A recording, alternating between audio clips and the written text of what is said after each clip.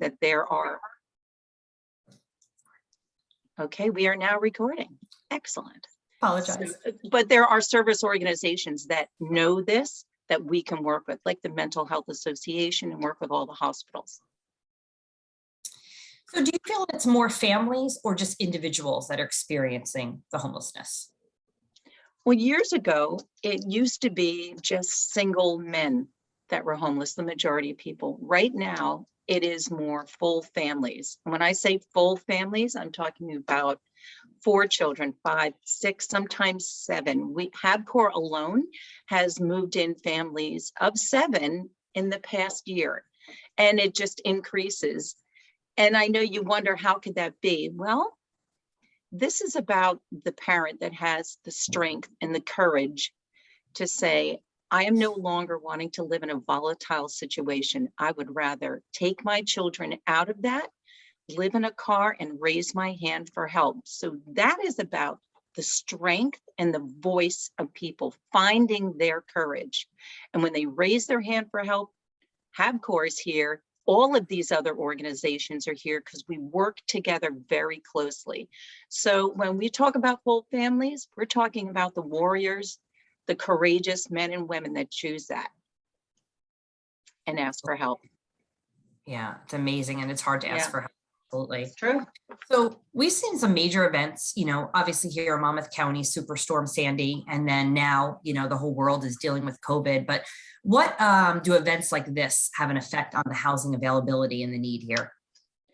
Well, Superstorm Sandy, the people on this call, I would imagine, are very familiar with Monmouth County, know Sandy and how it really devastated this area right here. And what happened, people lost their homes, physical structures. During the pandemic, this is a global, so people all over the world understand this. But in our area, it's about people saying, well, through the pandemic, I lost my job. I was sick. I didn't have enough money. They didn't lose their physical house like Sandy, but they lost these opportunities. So we need to find more housing so they can go into that. So again, it's about when you lose a job or you have a health situation and you're moving out, we have to be there to help them. The community does. Absolutely. And I think we talked earlier, but you lost some housing during Sandy, Yes. that does HabCore. Yes. So what, since the beginning, of HabCore, we've been 33 years. Our focus has been on, of course, helping people get off the streets, have a safe, stable home, make sure they hold the services they need. But also we're challenged now more than ever to find the housing, to actually find the physical housing, because we need single family apartments, multiple family units. If there's a hotel or motel that's under foreclosure, we'd love to come in and work with you, because then we can get more people under one roof. So we're trying to work with developers and construction companies that if they have to include affordable housing components in their buildings, we want to be there too. We want them to know about us and Monmouth Care Acts, so they know who to ask, because we're the experts in that area. So if you can build, we can run the services and get more people help. We were talking a little bit about COVID, but what's going to happen when the state moratorium is lifted and families can't pay rent, which they've, thankfully had help over the last 18 months? Well, I wish I had a crystal ball to make it all right and ask for right questions. But what we do know is right now, since it's lifted, the tenants and the landlords really need to communicate with one another. They need to figure out, can I work on a payment plan with you? I have backlogged rent. They look for the county for assistance, but some people cannot catch up with that.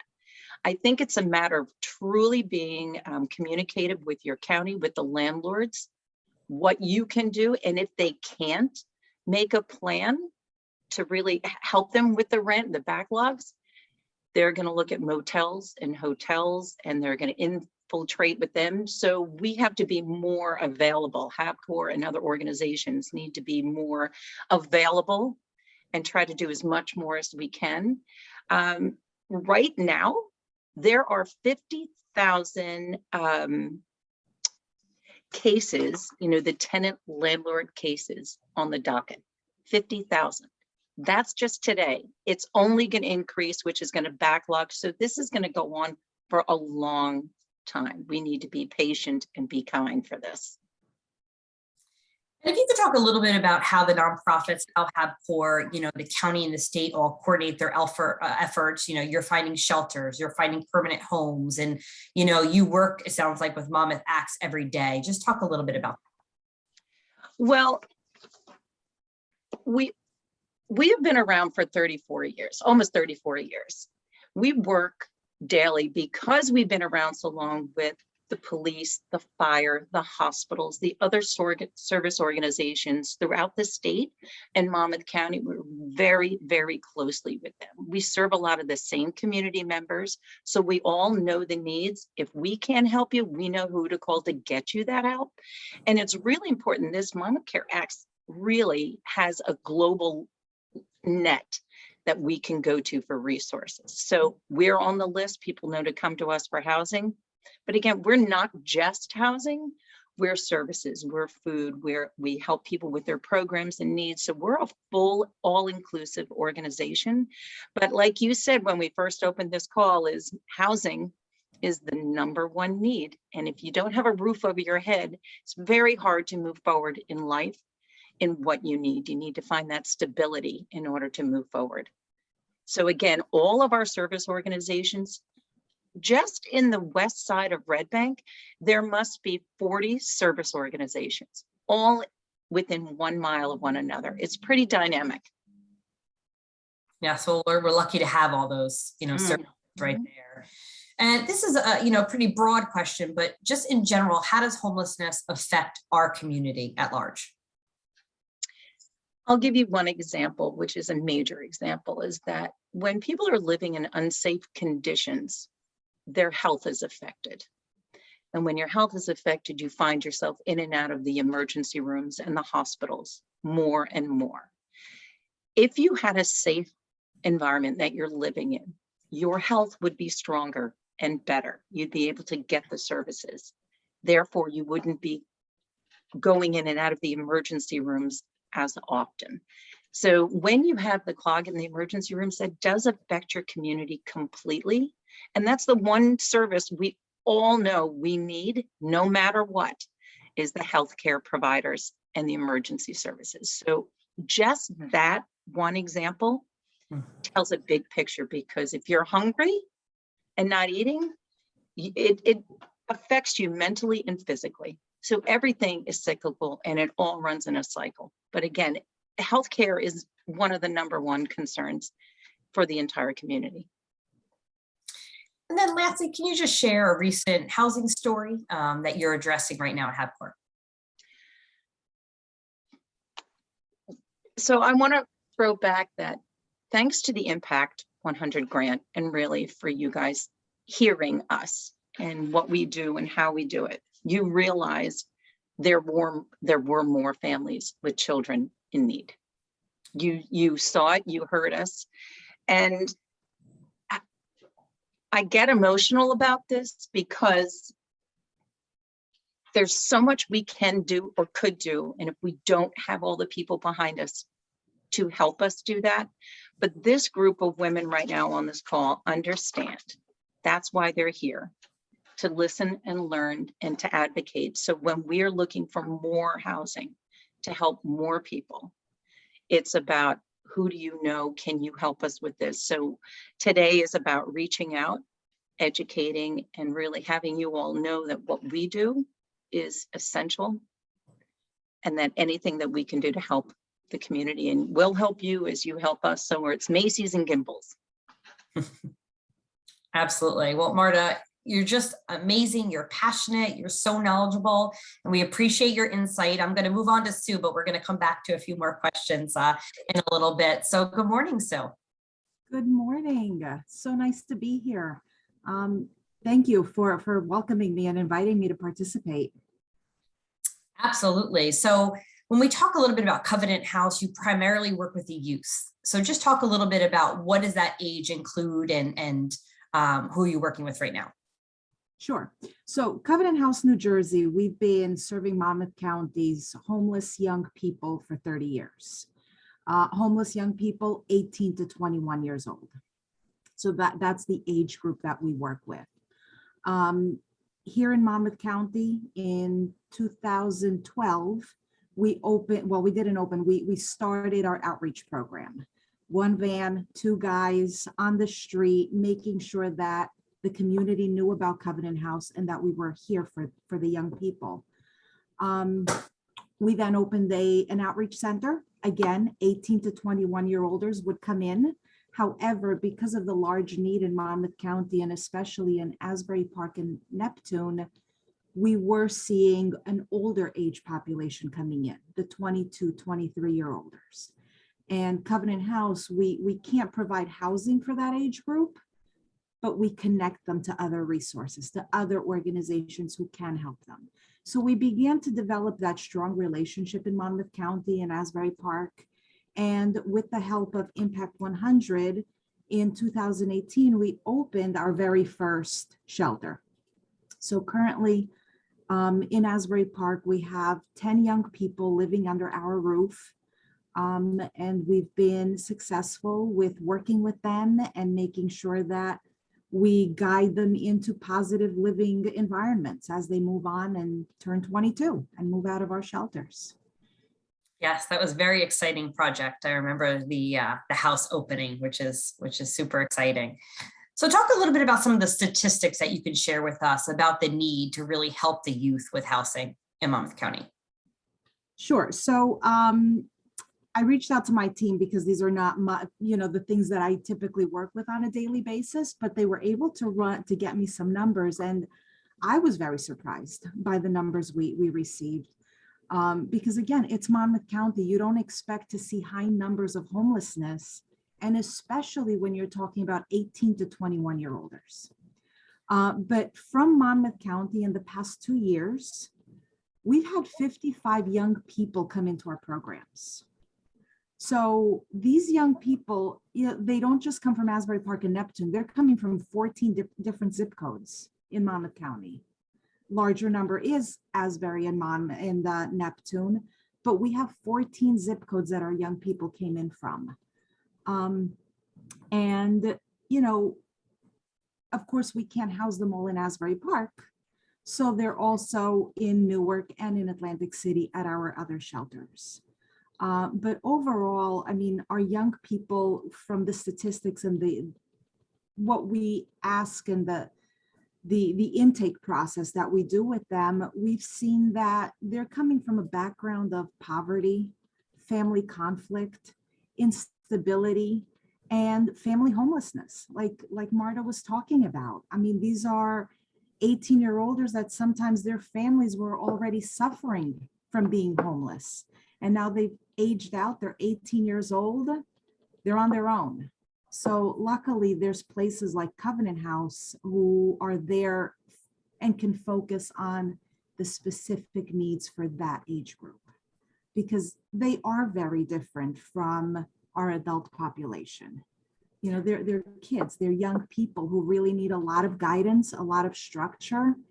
And Covenant House, we have a wraparound program. So we're shelter, and we also help them with setting their life in order, setting a plan so that when they leave us, they can move into a permanent housing situation.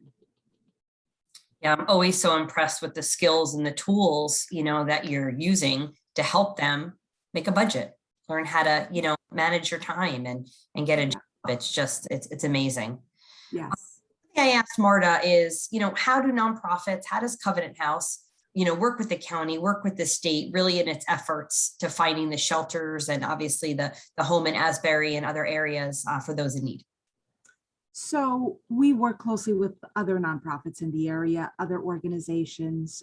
During the time that we were doing outreach in Monmouth County, we really made sure that the schools, the local community knew about our presence.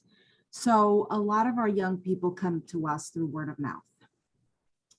They hear about Covenant House from someone, or they walk into an agency looking for food stamps, for example, and they're directed to us, to contact us. So that word of mouth, that connection with other organizations is really how we have these young people come to us. But really, you know, the hardest job for us is to find that permanent housing as they move on. So we work very closely with developers, with local landlords who, you know, might have affordable housing, who would be willing to, you know, allow a 20-year-old to move in. I mean, that's tough for a landlord to do, to allow, you know, a 19, 20-year-old kid to move into their apartment and not know how they're going to treat the apartment. Are they going to be paying their utilities? Are they going to be taking care of it? So Covenant House, we play a very big role in making sure that the young people, when they move out, they have the skills that they need and that they're in a good place to take on that responsibility. Talk a little bit about how you coordinate with Covenant House, obviously in other locations outside of Monmouth County. Are there a lot of, you know, youth at that age being referred out to Newark? And I think Atlantic City was your other big shelter. Yep. So, you know, because we can only accommodate 10 young people in Asbury Park, and we typically have a waiting list of young people who want to come in. What we do is we focus on, if it's a young person who has a job already or has a reason why they need to stay local, then they need to be in Asbury Park. But if it's a young person who does not have a job, who is still working on their education, then we reach out to Newark or to Atlantic City. And those are much larger shelters. You know, Newark has 45 beds. Atlantic City has, I think they're at 30 right now. So they typically have openings and they can bring these young people in. And what's really nice is, you know, we all work together. We're one organization. So our behavioral health therapists, our medical staff, our lawyers, our, you know, everyone that really works to make sure that these kids have everything they need, they're in those two locations, in Asbury and Atlantic City. So, you know, over the last couple of years, we've helped, you know, 55 young people from Monmouth County. We couldn't do it all in Asbury Park. So yeah, as you know, Atlantic City and Newark are big partners in housing our Monmouth population. And talk a little bit about maybe challenges that are more unique to this population, because obviously we talk about adults and, you know, Marta talked about families with 7 kids. You know, when you're on your own, you're 18 to 21. What's unique about that? Yeah, so they're a tough age. And for those of us who have teenagers or have had, you know, kids at home in that age group, we know they think they're adults. They think they can take care of themselves and they're 18, right? So they can do whatever they want. So it causes sometimes friction at home, and in a home where there's already other issues going on, having a young person who all of a sudden thinks that they could do better on their own, that causes some friction. And so we many times see young people being kicked out, asked to leave, or they leave on their own. They go move in with a friend because they think that they're better off. But unfortunately, what we see in all these situations is that even when they move out at that age, they can't take care of themselves. I mean, at some point, they're going to be on their own. And that's when they come into Covenant House. We also see a lot of kids who are raised in the foster care system. So, you know, they were in the foster care system or they were living with relatives, and they turn 18, they're on their own. They're adults. They should be taking care of themselves, but we know they can't.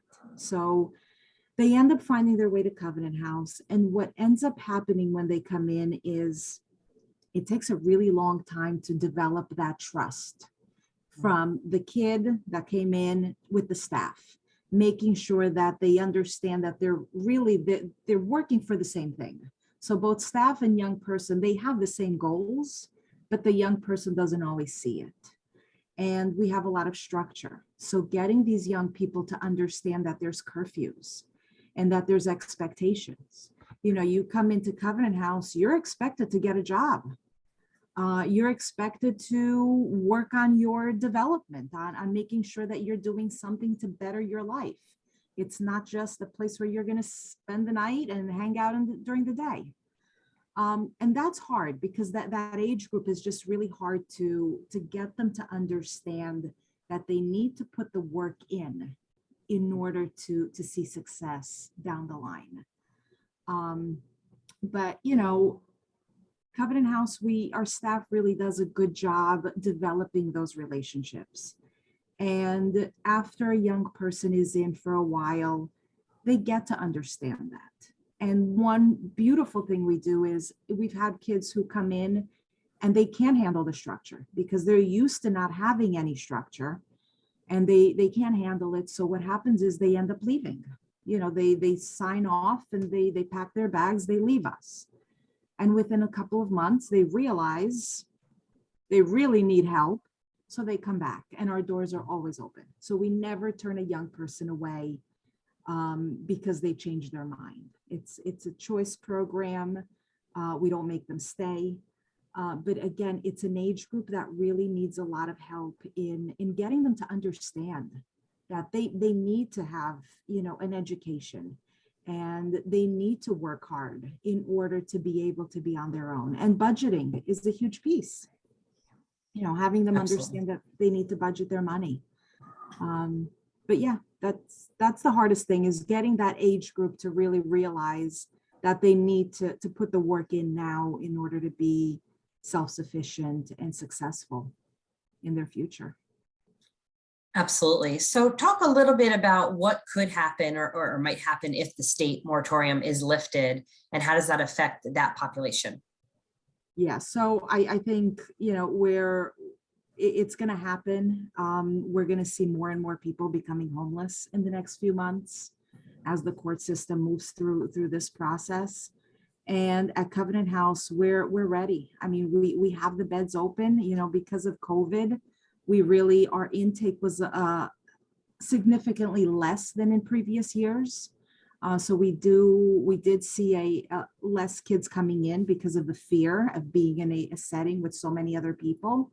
But we know that they're going to be coming and we're ready for it. I mean, we have the staff ready to go. We have the rooms, and all we can do is welcome them and be ready to do what we do, provide the medical care, the legal care, everything that they need to move forward. But it's definitely a problem that we're expecting statewide. Absolutely. So can you just share a quick story with us to help us, better understand a little bit more about Covenant House? Yeah. So we've had some great stories in the past few years coming out of Asbury Park. But we recently had a young lady who she's making everyone really proud. She moved in when we first opened the Women's House in Asbury Park. So that was in 2019. She was a young mom. So she was a very, very young mom. She had a daughter who was just a few months old at the time. And because of her living situation, she couldn't have the little girl with her. So the little girl was staying with the paternal grandmother. Now, this young girl was no longer dating the baby's father, but the baby's father was watching her daughter. So you can imagine the mental strain that was on this young girl. She had been kicked out of her house. She had nowhere else to go. So she came to Covenant House. She stayed with us for a number of years. Well, up until last month, she stayed with us. She worked on her mental health. She worked to get her personal life in order. There were some legal things that she had to go through, but she got it all straightened out. She started working 2 different jobs and saving her money. And last month, she was able to move out into her very own apartment with her daughter. So now they're both together, living in their own apartment, not too far from our shelter. So she stayed close to us. And our team was really able to work with her, and they found her an apartment that's only $13.50 a month. So the rent it's high, but it's something that she can afford. And one thing that Covenant House has is we get government vouchers. So we have rapid rehousing vouchers that we can pass on to our young people. What this means is when a young person is accepted into this program, like this young lady, for example, she is right now only paying 30% of her salary towards rent. She gets to save the other 70%. Covenant House pays that 70% for her. So for 2 years, she's really going to be able to save money to get her life really in order. And then in 2 years, once this program is over, we're hoping that the landlord likes her, that she's happy where she is, and she'll be able to take on the full rent. And so far, she's been making us very proud. She paid her first month's rent on her own. She didn't even wait for Covenant House staff to call her and remind her. By the time we made the call, she said, "Oh, that's already been done." So she paid the rent, she's paying her utilities, and she's doing really well. So we're really proud of her. We're incredibly happy for our young people when they move out and they can make these, moves on their own without being reminded and just be responsible. It's all we can really hope for. That's such a great story. Thank you, Sue. You're I'm just blown away, I think, by all that you do for the youth and especially just helping them, right, get on their feet and go through all that from the mental health, legally and getting a job. And like you said, budgeting. I think everybody needs help with budgeting, no matter what age you are. But thank you so much. So You're welcome. I'll move on and ask both of you 2 quick questions. The first one, and we'll start with Marta, is talk a little bit about how the Impact 100 grant you received helps specifically with the housing need in Monmouth County. So the grant itself supported our Independent Pathways program, which is about our families with children and getting young families stable in their household so they can move forward in their life's growth, meaning help them get jobs, get their kids into school, make sure that they have their training, and I have to say, when I'm listening to Sue about her stories, and if you saw our HabCore video, that young lady who was on our video is one of our families that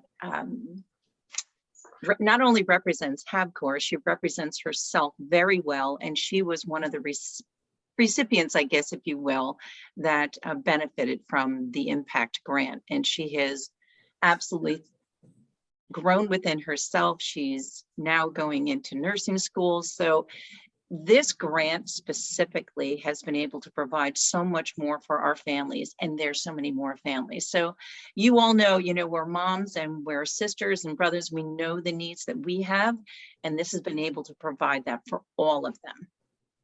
And more so. Thanks, Marta. And Sue? Yeah, so, before we had this partnership, I remember a young boy that we were working with when we were just an outreach center. He was in high school. His family was living in a local motel, 1 room, 5 people. And this boy, he kept coming to us because he needed assistance. He needed help with food. They needed help with utility, with bills. They needed help. And at the time, because he was in high school, he was at Neptune High School, he couldn't leave that area. He had to stay there. And we couldn't bring him to Newark or to Atlantic City. We had nowhere else to place this young man. So things like that, they were killing the staff. I mean, just emotionally, it's really hard to see a young person struggling and you can't really help them because you don't have that local resource. With the partnership we had with Interfaith Neighbors, who built the house for us, and Impact 100, who gave us the funding to really kick it off, we were then able to open that house to those local young people who had to stay there, who didn't have a choice to go to Newark or Atlantic City. Yeah. So having that local presence allows young people who have, a grandma who is sick and they don't want to be too far away from her, or they're going to high school and they can't move far away from that community, or they have a job and it's a good job that they want to keep. We're able to provide them that stability, of staying in their community, making sure that they're present in their community. And since we opened our house, we've helped 36 young people locally in those 2 homes that we have in Asbury Park.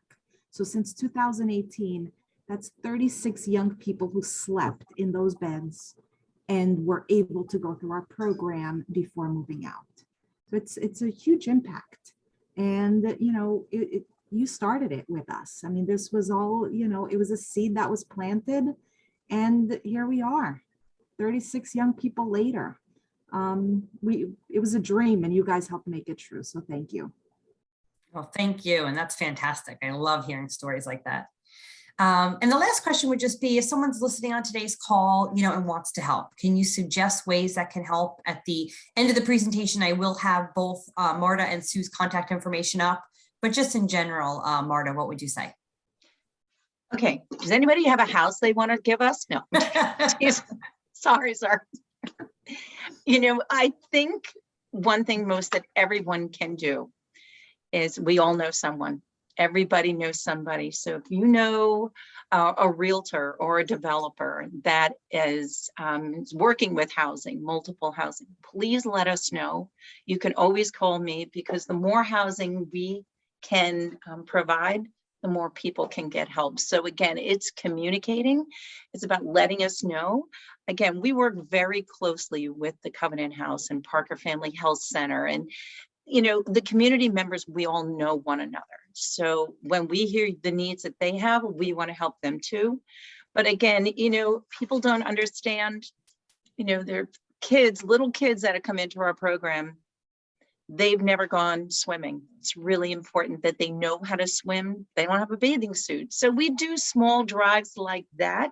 Yes, those are needs, but I think our number one ask would be, if you know a realtor, if you know a developer, send them our way. Absolutely, that works. Sue? Yeah, so thank you for this question. Where Covenant House is 80% privately funded. So we're always looking for our local community to really come together and help us come up with the resources for our young people. And we ask that you do it in a number of ways. One is you can visit our website, and you can go to our Monmouth County wish list, and we have a number of items on there that you can purchase, whether it's for the house or for the kids themselves. I mean, they love to get new things at the houses, whether it's a new front door mat or throw blankets that they can, cuddle with on the couch. There's always, something that can be done to really help the young people feel more at home. And we have our wish list on our website if you want to visit it. But also we do sleep outs. We have a sleep out coming up on March 25th. And the sleep out is going to support our fundraising for Asbury Park. What is a sleep out? One night, you get to be uncomfortable, you get to be vulnerable. You kind of experience what it might be like to be homeless for one night.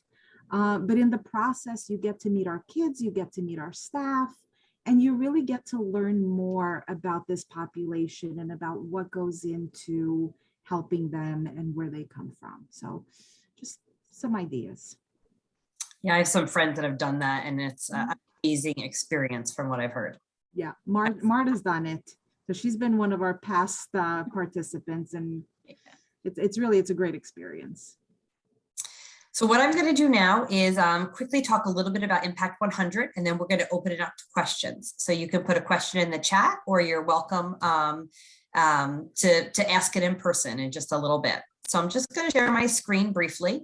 For those of you on the call that are not members of Impact and want to learn a little bit more, I think in general, here, if you're going to just define impact, we are women of different ages and backgrounds who combined our charitable dollars, our experience, and our energy to make a difference in our community. I think what a lot of people don't know is Impact 100 is a global movement. There's 4 impacts in just New Jersey alone. And one thing I read recently from our global council, which I found amazing, is there are 60 Impact 100s across 3 continents. And we've been able to award grants of $105 million in the last 20 years. And so Impact Jersey Coast, we feel like we're just getting started. We're going into year 7, and we've given awarded grants of over $2 million to 18 different high impact projects. So I think that's an amazing feat, and we're so excited to continue that and give more each year. So how does impact work? This is the model. Again, we are women that pool our money together. Each woman donates $1,100. 1,000 goes directly to our grant fund, and 100 it goes into our operating budget. We will pool that money together, and our local nonprofits will submit their applications for a high impact project. And then we have committees, which are all volunteers of impact, that will review the applications, perform the site visits, and ultimately choose the finalists that will present in front of our membership. So every November, our finalists will get to present their project, and our members each vote. We each get one vote live that night, and we will award the grants. So just to give you a quick example, this past November 17th, virtual for the last few years, but we had 430 women join Impact. We had $430,000 to award. We broke that into 4 grants. We're always looking to do transformational grants of 100,000 or more. And so we were able to award in November 4 grants of 107,500 to 4 local nonprofits. And it's just such an exciting night. So what is our goal as a grant maker? You know, what makes us a little bit different? Obviously looking to harness the power of collective giving, you know, so our grant amounts are more substantial, truly transformative. We like to say the power of one multiplied by many. I know my $1,000 this year felt like $430,000, something more than I could absolutely do on my own. And it's just an amazing feeling. And specifically, we are looking to fund specific projects. So the nonprofits apply and tell us, will this project target an underserved population? You know, will this project highlight an unmet need in our community? And will this project have a high impact on how many beneficiaries? Maybe it's a high impact on a few or a high impact on many. So how can you join? You know, we are in our membership season right now, which is really exciting. You can obviously go to our website, but there's 3 ways to become a member of Impact. First, you could donate the $1,100 before March 15th. So our membership drive does close on March 15th. So if you're currently a 2021 member and you haven't renewed yet, we would love that. And if you are on this call and not a member yet, we'd love for you to join via our website. You can also donate the money by enrolling in our new installments plan. If you donate before March 15th, it would be 3 payments of $380. And lastly, our scholarship program will be up and the application will be live probably mid-January. So stay tuned for that if you'd like to apply for a scholarship. This is just a look on what we're doing today. You know, this is the 2nd education series. We have 2 more. So our session 3 is going to be about substance abuse, working with CFC Loud and Clear. And then our 4th, behavioral health services for adults on February 1st, working with 180 Turning Lives Around and the Mental Health Association. So here is just a little bit of a look for our speakers today, Marta's information and Sue's information. And, you know, we absolutely couldn't do this without you. We are so impressed with the nonprofits, all of the services. You know, Impact 100 hopes to grow and continue to give away as many transformational grants as we can. So we want to thank everyone for their time today, and we would love to open it up for questions. I know Ro's been monitoring the chat, and maybe I'll turn it over to Ro to see if we have our first question, or if anybody wants to raise their hand, we can do that also.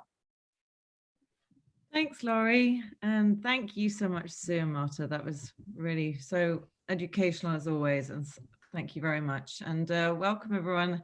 Great to see everybody. So question-wise, we had a couple from Barbara Wallace. The first one was directed to Marta. Do many of your clients work and have jobs? Thank you for asking that. Yes, actually, I would say almost all of our families in our Independent Pathways program, their goal is to work. to have a job, to make sure that their kids are in school, they can afford it.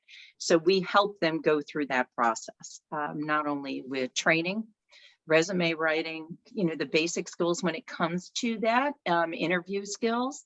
And then we help them try to find the right place that they're interested in working. So we work with other organizations too, to say, if you're hiring, look at ours. So again, yes, they do work. A lot of them work. And some of our folks in our residence, our boarding homes do not. However, all of our folks participate within our program. They do pay into the program, a very small amount. So they're accountable for themselves, but also they find the stability in their household that they want to be there. So everyone works together in the household as well. Great. Did that Thanks, answer your Barbara. question? And then there was another one from Barbara, but Barbara, if you're still on there, we may just need a little bit of clarification. It says, for Covenant House, this is for you, Sue, are any of your youth system involved or ever been system involved?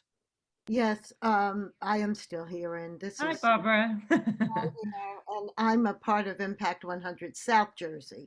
Oh, okay, great.